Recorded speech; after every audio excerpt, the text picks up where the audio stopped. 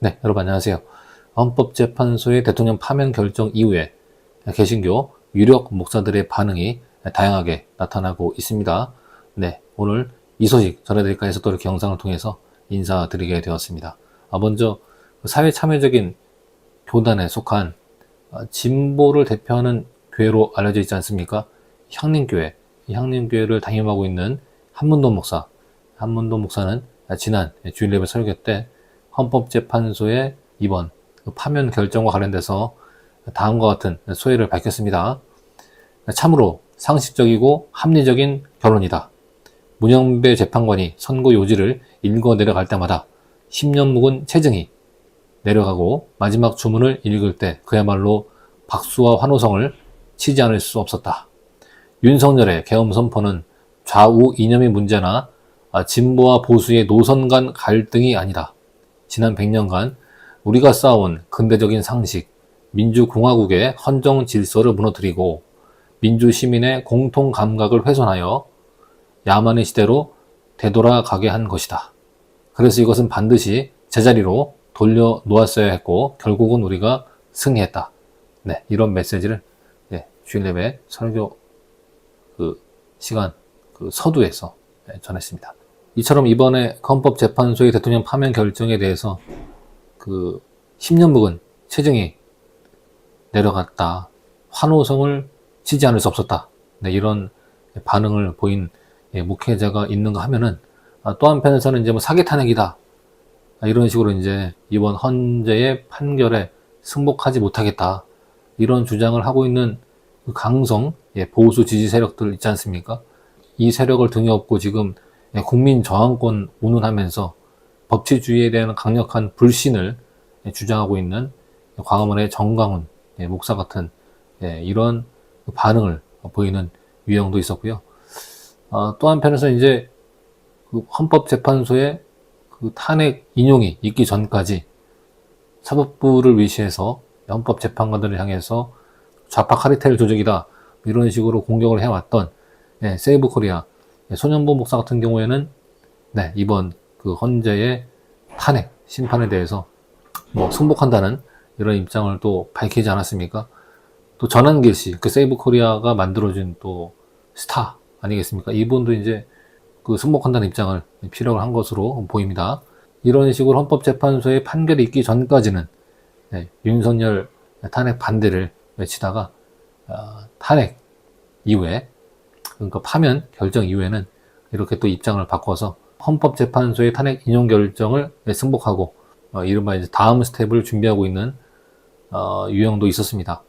손현보 목사 같은 경우는 이제 어제 주일 예배 설교 시간에 자기가 이제 개인적 차원이라고 말을 했지만 결국은 이제 조기 대선 전국을 맞이하게 된 거 아니겠습니까? 이 조기 대선 이 상황에서 소위 이제 이재명 낙선 운동에 뛰어들겠다는 어떤 비공식적 선언을 하기도 했었습니다. 일단 윤석열 탄핵 인용은 엎질러진 물이고 다시 주워 담을 수 없으니 다음 스텝을 밟겠다. 이런 조치인 것으로 보이는데요. 다음 조치로서 이제 조기 대선을 이제 준비하면서 적어도 그들 말로는 이제 범죄자 이재명이 대권을 잡거나 집권하는 일은 없도록 하겠다. 이런 어떤 의사표명을 지금 하고 있는 것으로 보입니다. 또 뉴라이트, 또 이제 이 세력들의 어떤 원로 아니겠습니까? 이 세력들의 원로 역할을 해왔던 뉴라이트 김준호 목사 같은 경우에도 이제 헌법재판소의 탄핵 인용 결정이 있은 직후 5일 다음과 같은 글을 올린 바 있습니다. 인터넷을 열어서 헌법재판소의 판결문을 들었다. 한마디로 법조인 중에서 작당한 한 무리가 벌이고 있는 쇼라는 느낌이 들었다. 우리는 이런 상식을 넘어서고 민주주의 가치관을 무너뜨리는 작태에 대하여 거부해야 한다. 그리고 모든 애국 시민을 기초에서부터 조직화하여야 한다.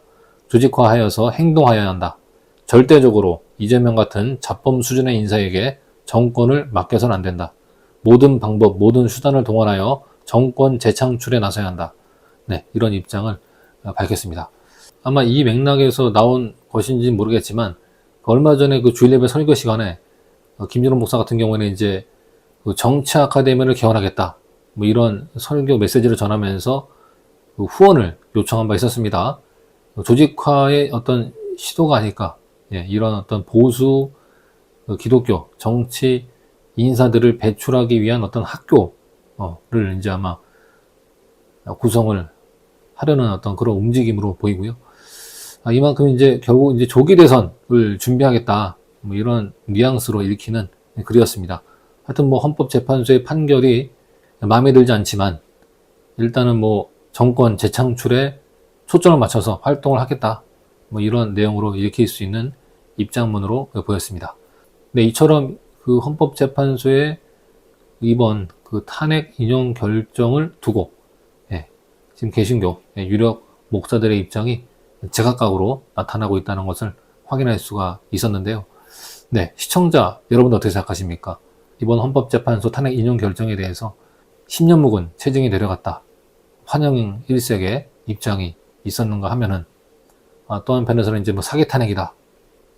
그리고 또 한편에서는 그 탄핵 인용이 마음에 들진 않지만 초점을 이제 조기 대선 전국에서 정권 재창출에 두고 적어도 자범 수준의 이재명이 집권하게 놔둬서는 안 된다. 이런 어떤 확고한 입장을 가지고 조직화, 또 행동화, 또 운동화를 지금 시도하고 있는 이런 또 그 분위기, 그런 유형의 흐름이 또 포착이 되고 있는 상황인데요. 근데 일단 뭐 개신교에는 이렇게 일치된 의견이 따로 있지 않고 다양하게 이제 자유롭게 각자의 의견이나 주장이 펼쳐지고 있는 것 자체에 대해서는 저는 이게 개신교가 갖고 있는 어떤 장점이 아닐까. 어느 한 입장을 일방적으로 강요하지 않고, 그죠? 주체적으로 자기의 신앙 양심에 따라서 결단하고 행동할 수 있는 어떤 이런 조건, 이런 환경은 개신교가 주는 여러 가지 장점 중에 하나가 아닐까. 그렇지 않고 일치된 의견을 강요하거나 어떤 하이어라키적인 일방적인 소통만이 존재하는 이런 형식의 어떤 중앙집권적인 어떤 구조는 개신교의 생리와도 배치되는 것 아니겠습니까? 그런 만큼 우리가 이렇게 혼란한 시국에 우리 개신교가 갖고 있는 이런 장점, 이 조건들을 최대한 활용하고 또 이럴 때일수록 또 이제 결국 강조되는 것이 분별력 아니겠습니까? 우리가 어떤 분별력을 가지고 어떤 행동을 할 것인가. 우리가 정확한 분별력을 갖고 있을 때 우리가 어떤 행동을 할지 결정할 수 있는 거 아니겠습니까? 적어도 우리의 어떤 분별의 잣대는 캐논, 성서여야 할 것이고 성서적 가치, 자유, 정의, 평화, 생명 이런 어떤 가치에 부합한 정책을 펴는 그런 지도자를 선택하는 것이 또 크리스천들이 올바른 어떤 정치 참여 방식이 아니겠습니까? 그런 만큼 우리가 지금 돌아봐야 될 것은 오늘 이 시대 현실 속에서 하나님의 정의, 평화, 생명, 그리고 자유가 무엇인지 각자의 입장에서 실존적으로 새기는 그런 일들이 먼저 이루어져야 될 것으로 생각을 합니다. 시청자 여러분 어떻게 생각하십니까? 네, 오늘 영상이 도움이 되셨다면 구독과 좋아요 그리고 알림 설정과 멤버십 가입을 부탁드립니다. 감사합니다.